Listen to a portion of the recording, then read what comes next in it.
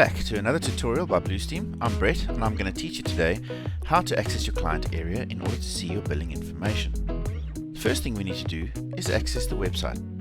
You can go to www.bluesteam.net, and once the site loads, you'll see at the top there's a menu item called Client Area.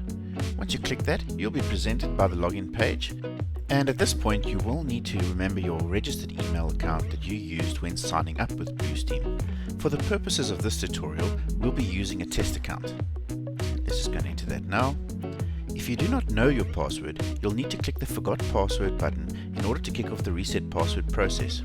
You can click the link below in the description to learn how to reset your password. If you prefer to be automatically logged in the next time you access the site, simply click the Remember Me checkbox. The next step would be simply to click the Login button.